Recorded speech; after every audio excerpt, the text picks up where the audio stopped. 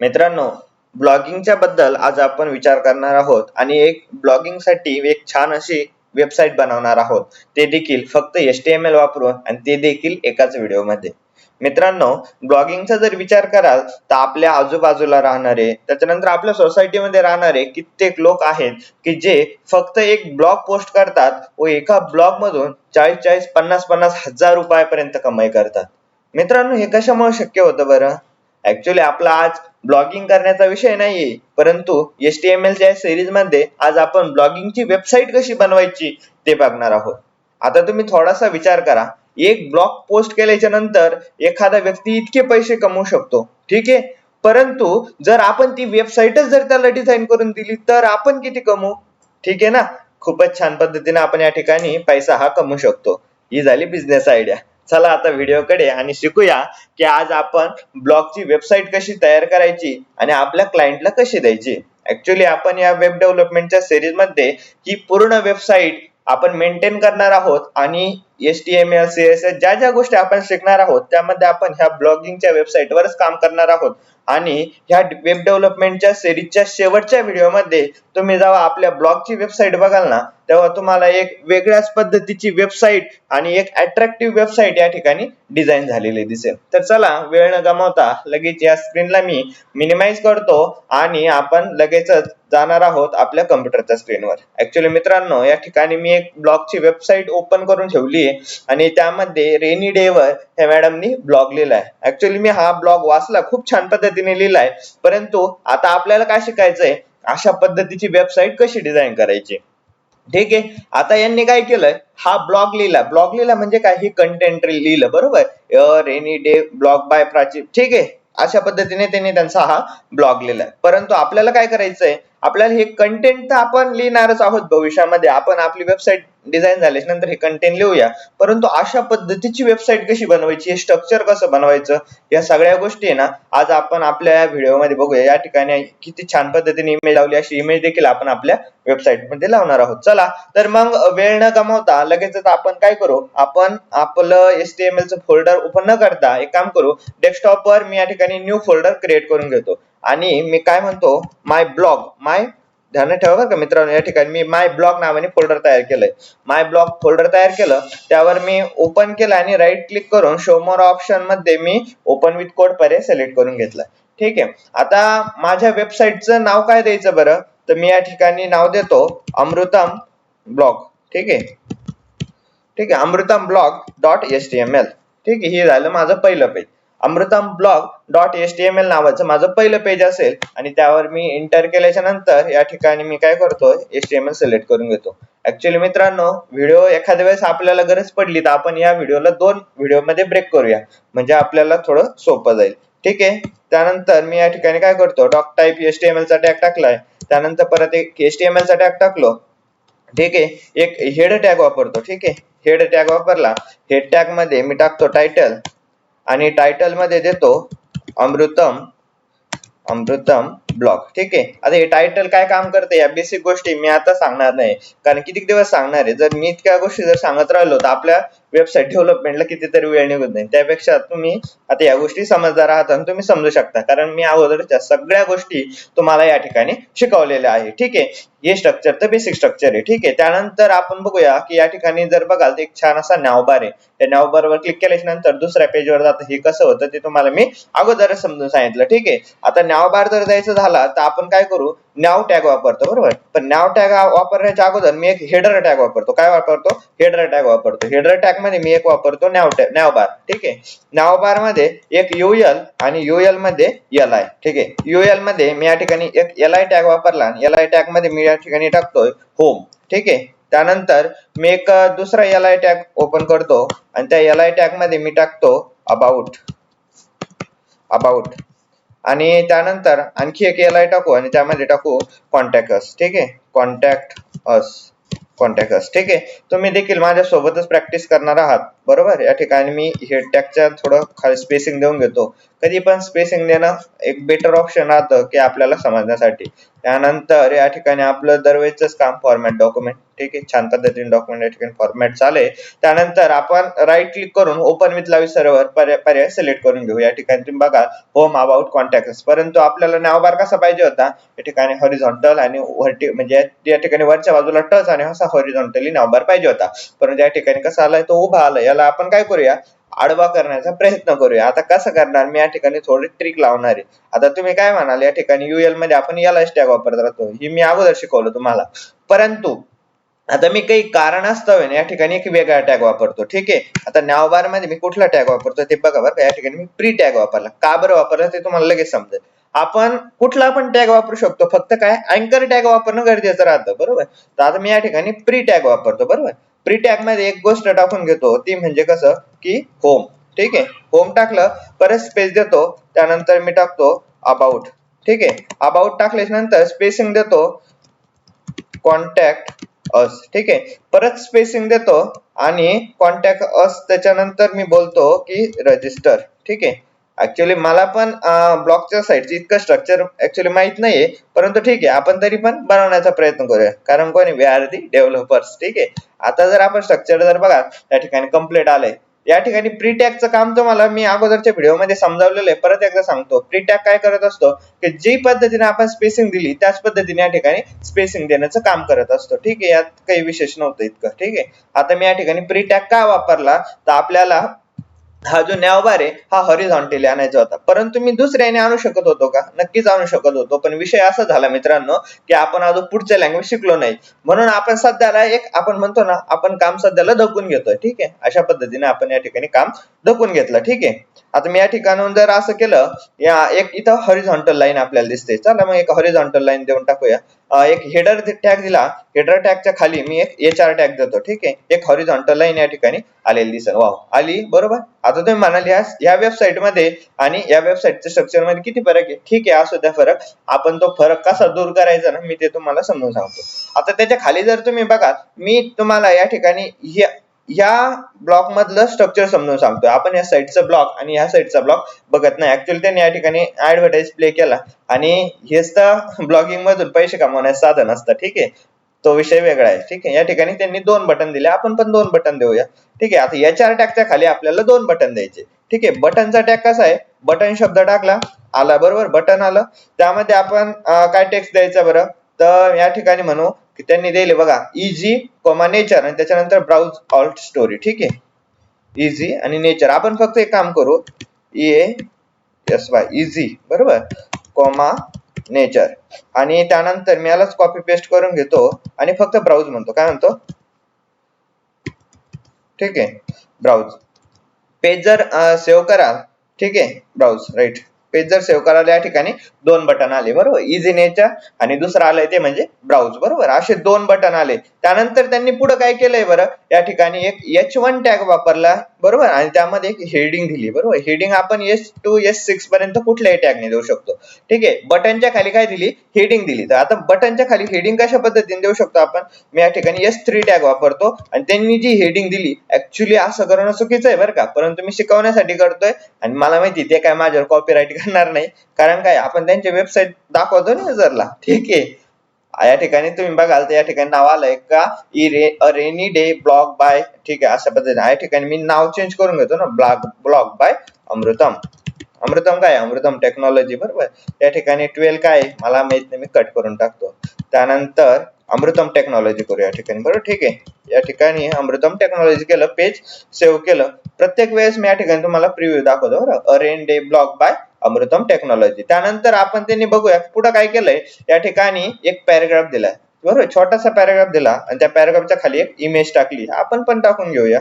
या ठिकाणी मी जर समजा एक तुम्हाला पॅराग्राफ जर द्यायचं जर ठरलं, मी S6 टॅगने जर दिला तर एकदम उत्कृष्ट राहील, कारण तो बोल्ड पॅराग्राफ येईल आणि तो छान दिसेल, परंतु आपण पॅराग्राफ टॅग वापरू. ठीक आहे, आणि या ठिकाणी कंट्रोल V करतो आणि पेज सेव्ह करून घेतो. चला बरं, वाव, आलाय पॅराग्राफ या ठिकाणी. त्याच्यानंतर आपल्याला माहिती आहे त्यांनी एक या ठिकाणी छान अशी इमेज दाखवली, बरोबर. आता इमेज जर दाखवायची तर एकदा इमेज डाउनलोड करणं गरजेचं आहे. मी या ठिकाणी एक सर्च करून ठेवली आणि या ठिकाणी या इमेजवर गुगलवर जायचं, अशा पद्धतीने सर्च करायची, इमेज ओपन होतात. त्यानंतर मी या ठिकाणी राईट क्लिक करतो आणि या ठिकाणी सेव्ह इमेज ॲज म्हणतो, बरोबर.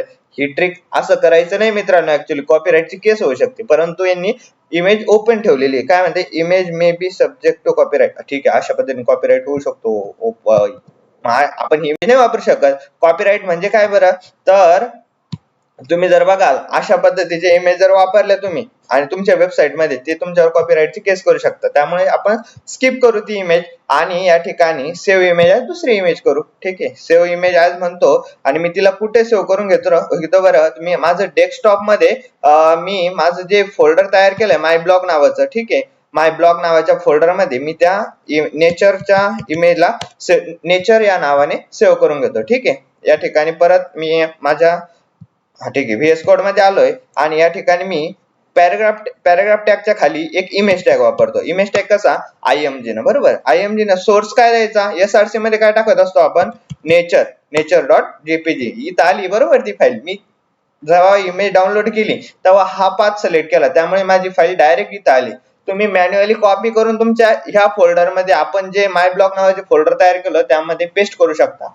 कुठलीही मेथड वापरा, नो प्रॉब्लेम. ठीक आहे, अल्टरनेट मध्ये मी या ठिकाणी टाकतो नेचर इमेज. ठीक आहे, नेचर इमेज. ठीक आहे, इमेज नेचर इमेज टाकलं, पेज सेव्ह केलं. इमेज खूप मोठी असं नाही, एकदम प्रॉपर मध्ये या ठिकाणी नेचरची इमेज आली. त्यानंतर मला काय करायचंय, आपण त्यांच्याकडून थोडी आयडिया घेऊ. या ठिकाणी जर जाल तर भरपूर सारा पॅराग्राफ या ठिकाणी देईल. मी काय करतो, इथून याला उचलतो, डायरेक्ट क्लिक कॉपी.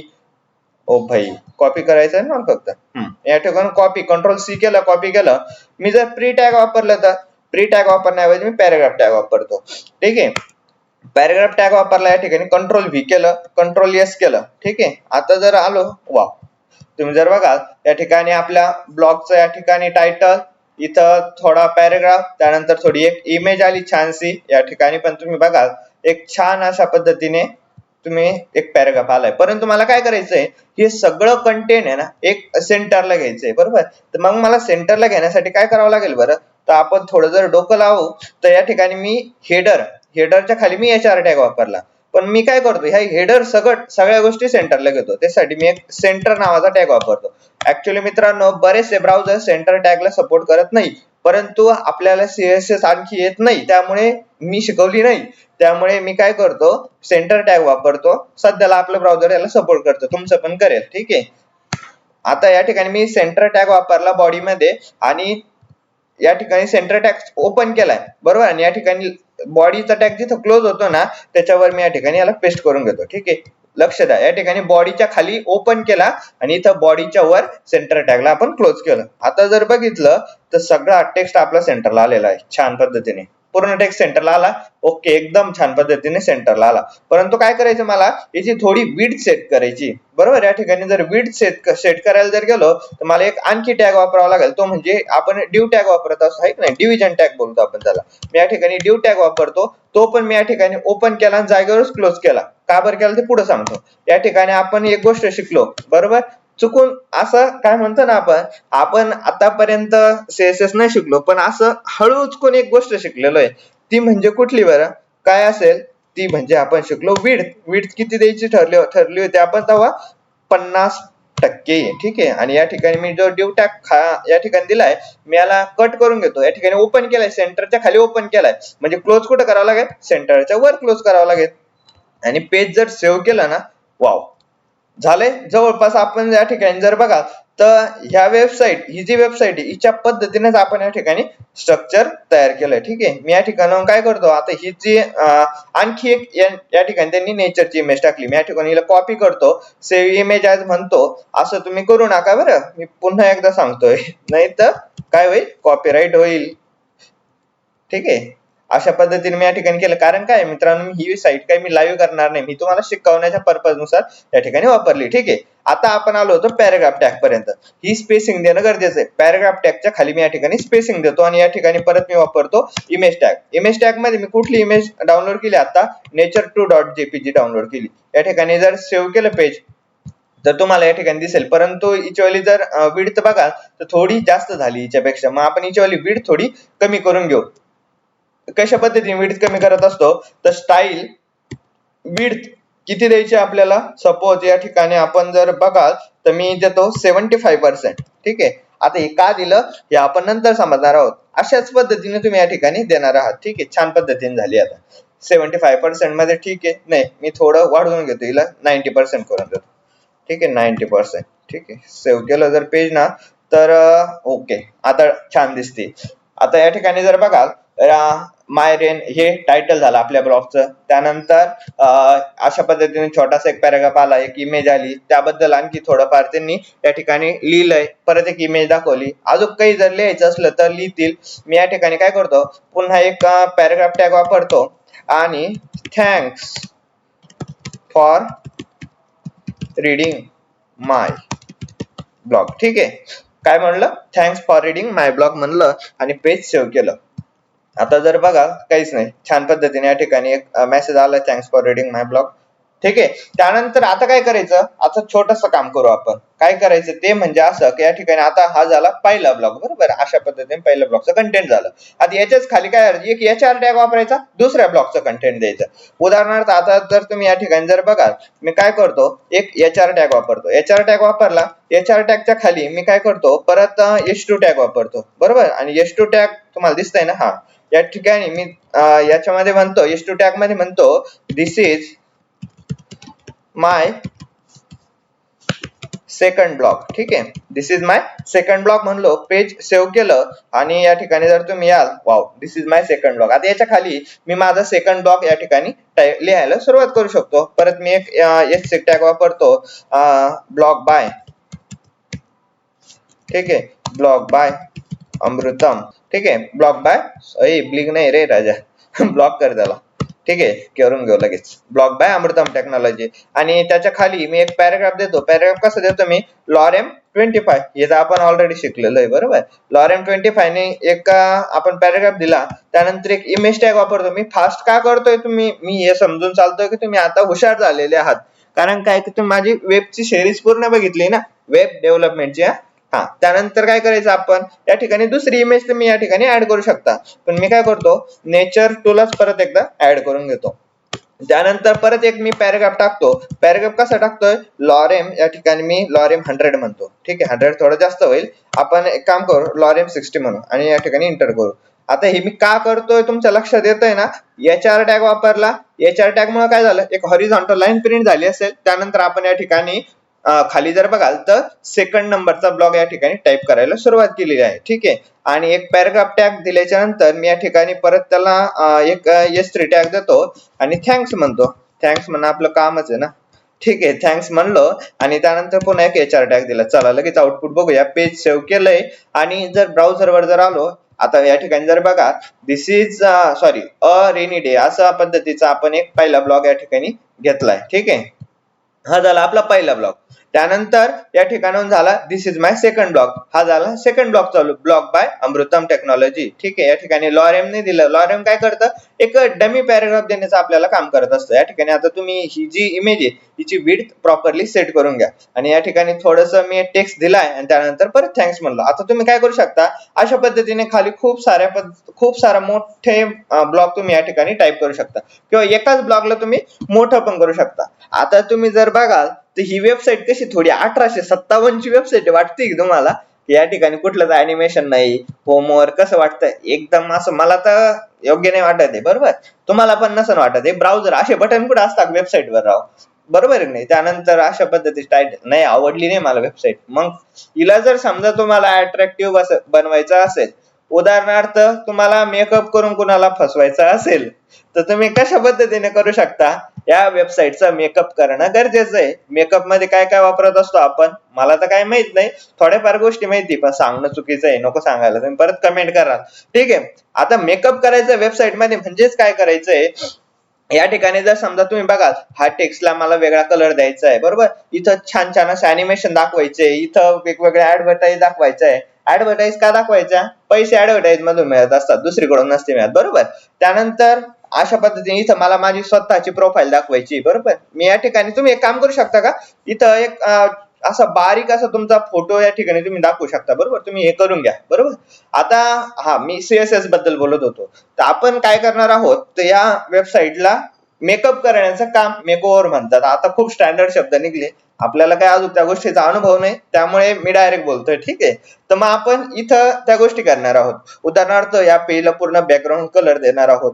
मी तुम्हाला एक छोटीशी ट्रिक दाखवू का? जर तुम्ही म्हणाल की CSS कशा पद्धतीने अप्लाय होते, तुम्ही हे करायचं तर करा, नाही तर करू नका, परंतु तुम्ही फक्त बघा मी काय करतोय त्याच्याकडे थोडं लक्ष करा. सगळ्यात महत्वाचं मी एक काय करतो, फॉर्मॅट डॉक्युमेंट करतो. ठीक आहे, बॉडी टॅगच्या वर मी काय करतो, एक छान पद्धतीचा स्टाईल टॅग वापरतो. मी का वापरलाय, तुम्हाला याच्याशी कुठल्याही प्रकारचं काहीच घेणं नाही, बरोबर. बॉडी टॅग वापरला, मी काय करतोय ते फक्त बघा. मी आज तुम्हाला CSS शिकवलं नाही, फक्त मी तुम्हाला CSS ची कमाल दाखवतोय. ठीक आहे, पेज सेव्ह केलंय. वाव, काही झालंय का थोडाफार मेकअप झाला वेबसाईटचा? झालाय ना, छान पद्धतीने झालाय, बरोबर. या ठिकाणी जर तुम्ही बघाल तर मी भरपूर साऱ्या पद्धतीने अजून बरंचसं काही काही करू शकतो, तुम्ही पण करू शकता, बरोबर. कसं करायचं ते मी तुम्हाला लगेच पुढच्या व्हिडिओ मध्ये छान पद्धतीने शिकवणार आहे, बरोबर. तर पण त्याच्यासाठी तुम्हाला काय करावं लागेल, चॅनलला लाईक शेअर करावं लागेल. या ठिकाणी बटनचा कलर बदलला, थोडं अट्रॅक्टिव्ह वाटलं का? इतकं पण नाही, पण मी जेव्हा तुम्हाला शिकवेल ना तेव्हा तुमच्या लगेच लक्षात येईल की कशा पद्धतीने आपण याला आणखी अट्रॅक्टिव्ह करू शकतो. म्हणजे काय, तुम्ही माझ्यापेक्षा पण खूप साऱ्या छान पद्धतीने वेबसाईट या ठिकाणी डिझाईन करू शकतात. तर ठीक आहे मित्रांनो, जास्त न बोलता आता ह्या वेबसाईटचा मेकअप कसा तयार करायचा, बरोबर, आणि हिला सजवायचं कसं, बरोबर. जशी नवरी सजवतो ना तशा पद्धतीने आपल्या वेबसाईटला कसं सजवायचं, आणि तो मेकओव्हर करणारा जो माणूस आहे तो या आपल्या वेबसाईटच्या डेव्हलपमेंट मध्ये कोण आहे बाबा? कोण आहे दुसरा? तो आपणच आहे ना. कारण कोण आहे, या वेबसाईटचं मेकओव्हर कोण करतोय? तो आपण करतोय. तर चला मग आपण लगेच पुढच्या व्हिडिओची प्रतीक्षा करूया. त्याच्यासाठी तुम्ही इंटरनेटवर जाऊन थोडं CSS बद्दल थोडी माहिती घेतली तर अति उत्कृष्ट आहे, नाही घेतली तर मी आहेच या ठिकाणी. तर चला मित्रांनो, आजच्या व्हिडिओमध्ये इथंच थांबूया आणि भेटूया पुढच्या व्हिडिओमध्ये. आणि पुढच्या व्हिडिओमध्ये आपण शिकणार आहोत कॅस्केडिंग स्टाईल शीट. थँक्यू.